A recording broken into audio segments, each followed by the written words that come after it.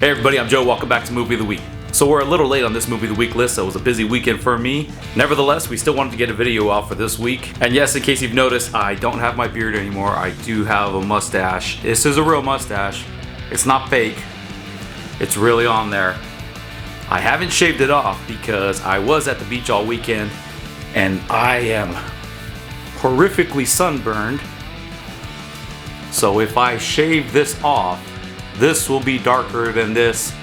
It will be a reverse mustache tan line. So I gotta wait till I even out before I could get rid of that, or my beard fully grows back, whichever happens first. So for those of you who are new here, Movie of the Week started a while back ago in order to help out a really good friend of ours who's never seen any movies before. We made a list of about over 200 movies that we thought he should watch in his lifetime, and every week we vote on which movie he's gonna watch next. When this whole thing started about a year and a half ago, Matt had no idea of the complex movie culture world that he was getting himself sucked into. Every week we strap him down, lube him up, and start pumping him full of quotes, references, and all other useless movie trivia facts until he's left hanging off the side of the couch, clinging for what little dignity he has left.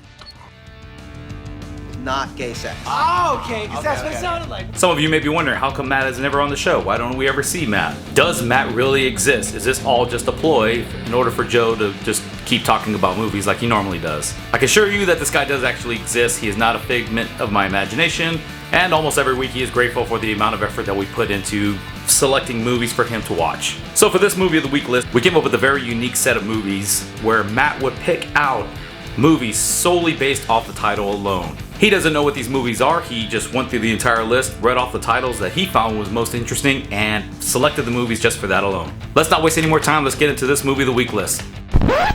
Now, before I get into this Movie of the Week list, this is normally where I'll give a description of the movie while it plays in the background. However, this time I'm going to mix it up a little bit, and I'm going to give you the description of what Matt thinks the movie is about. The first movie on the list is Encino Man. Now, Matt thinks it's a movie about a young adult living in Encino who is drawn into the street gang culture as he grapples with the difficulties of growing up near the City of Angels. His cohorts eventually bring him into contact with the Encino Man, an individual who wields great power over the West Coast criminal underworld. But of course, we all know this is a Pauly Shore movie. Encino Man, I'll be back. You're on your way. The next movie on the list is Fear and Loathing in Las Vegas.